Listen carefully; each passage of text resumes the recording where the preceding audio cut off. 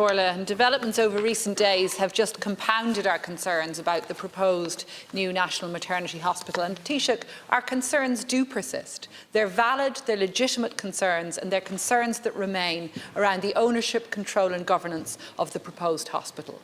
And the core question for us in Labour remains that of ownership. And it's freehold ownership. We're talking about ownership in perpetuity. That's the difference between public ownership in perpetuity and the leasehold arrangement, the complicated arrangement, as Fergus Finlay describes it, that is currently on the table. So if the core point for us in Labour is that we want to see a publicly owned hospital built on publicly owned land. That does not mean land that is held on a 300 or a 200 or 100-year leasehold where St Vincent's Healthcare Group is the landlord and the HSE is the tenant. It does not mean land that is privately owned by a successor company to a religious organisation. It is publicly owned land that we seek. And at this stage, in 2022, we believe the hospital must be built on publicly owned land. And without that public ownership, that freehold public ownership, our concerns about control and governance remain. And they're concerns that arise from any close reading of the text of the documents that have been published. Concerns around that €850,000 penalty rent clause. Concerns around the right of the landlord to appoint directors, the right of those directors to nominate a rotating chairperson, and the language of clinically appropriate. Language which is not used to qualify the minister's golden share in clause 5, but is used elsewhere in the document. These concerns have not been addressed in recent days, and we were not reassured by the interview this morning with the deputy chairperson of the current National Maternity Hospital Board. And we ask again, if a 299-year lease is ownership in all but name, as you and the government say it is, then why not put the matter beyond legal doubt and place the site in public ownership? Seek it to be gifted to the state or to be sold at a nominal fee to the state, as was the original plan. And I asked Taoiseach, why back in 2017 did Minister Harris decide to proceed with this convoluted legal arrangement rather than insisting then, as Labour said he should, rather than insisting then that the site be transferred into public ownership? Why in 2017 was a decision made to proceed with this convoluted Byzantine legal arrangement that throws into doubt issues around a lingering ethos? Why was the decision made then to proceed rather than simply to insist on the land being transferred into public ownership? Why did the state put aside the question of compulsory purchase order mechanism? Why did the state lose that leverage by which it would have been possible to acquire the site in perpetuity in public ownership? These are the key, valid questions that we in Labour have. And for us, the site must be in public ownership. It is simply not good enough that we are contemplating in 2022 building an 800 million or €1 billion public hospital on land that will remain in private ownership by a landlord and that will not be in the state ownership in perpetuity. Thank you very much. Taoiseach. First of all, I wasn't in government in 2017. I'm in government for the last I'm in government for the last 2 years, and I'm determined to get things done. I'm determined to get things done in this country and not go on with endless prevarication, endless clouding of the issue, so the hospitals don't get built. And that will be the outcome if the opposition wants its way. Because we don't own that land and we can't dictate what happens to that land. If people don't want to cede ownership, they don't want to cede ownership. I don't see the logic, by the way, of a compulsory purchase order, costing a significant amount of taxpayers' money is better value than a 300-year lease at €10 a year. I don't understand why the resources that would be wasted on a CPO would not go into the hospital instead. I don't get the logic of your proposition around the CPO 5 years on. And the Church are not involved in this, good, bad or indifferent.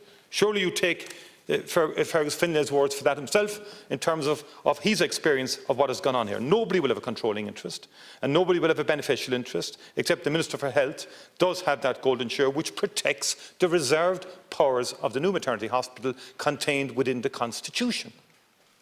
And there's a legal constitution there now that has been transparently published which gives real protection in terms of the clinical, financial and operational independence of the hospital, but above all that all services lawfully permitted in the state today and well into the future will be provided. The government has no other agenda other than to provide the best of healthcare for women in the 21st century and also for premature babies as early as 23 weeks who deserve better conditions than they currently have. We're talking about Nightingale wards, with curtains separating mothers at the moment.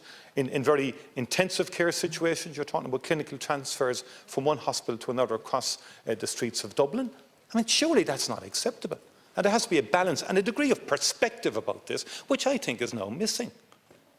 One would honestly believe that the government has some hidden, covert agenda to create a sort of a healthcare environment or a new hospital that would somehow deny people access to the laws that many of us worked for and voted for, both in terms of changing the Constitution or indeed enacting legislation in this House to make sure that women had all lawful services available to them. There is no government agenda towards that end. And there is no agenda here either from the HSE, which is giving the operational licence to the hospital. And it's the HSE that insisted on the language of clinical appropriate, not anybody else, the HSE, because they don't want any other type of hospital built other than a maternity hospital. And we find consistently on this side of the House our bona fides and our integrity questioned in relation to this. And not by you, I accept, but by a lot in the debate. And I think there needs to be some sense of calm perspective applied and a less clouding of the issues, I say with respect. Clarity on the issues, and I'm certainly not questioning your bona fides. All of us want to see a new state-of-the-art, modern national maternity hospital, but we want to see it got right. We don't want to see the mistakes of the past repeated, whereby the state has poured millions of euro into maintaining publicly funded hospitals and schools on land that remains in the ownership of religious orders or their successor lay-run companies. That's what we don't want to see. We're happy to engage with you. We're glad that Minister Donnelly is engaging with us, and indeed we'll be meeting with him tomorrow for a briefing. But what we want to do is ensure that we get this right, that we move away from the mistakes of the past. And there is clearly an agenda lying behind the decision not to gift the land to the state or not to sell it at a reduced rate. That's not an agenda of the government, it's not an agenda of the HSE. But there is an agenda, and there is a rationale, presumably, behind the decision by the current owners of the land not to transfer it to the state for either a nominal sum or indeed to gift it to the state. And that's the question we're asking. We haven't got a satisfactory answer. I don't think any of us in the opposition benches have had a satisfactory answer as to why the land could not simply be transferred in that way.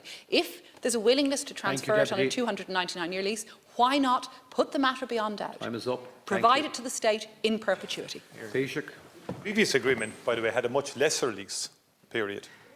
Much lesser lease period. Now, there was very little shouting and roaring about it, actually, after the Mulvey agreement.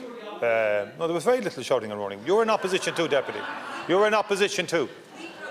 But you'll jump up and down when it suits and when the pendulum swings from an opinion poll to opinion poll. That's your modus operandi, Deputy Carty. But Deputy Bacik asked a question, and I want to make the point. That reference is made to the 850,000 and so on, and reference has been made to it.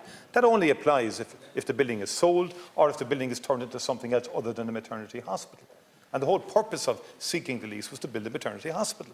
And the whole idea behind going to Vincent's in the first place was co-location, which derived from medical expertise, and expertise which said that the best way to guarantee the safety of women and newborn babies is to co-locate with a tertiary hospital. And in my view, that decision was taken a long time ago. And I believe if we try and revisit that decision, then you really are looking at some greenfield option, which will take another 10 years to build the hospital. I genuinely say that to you. Deputy Brief.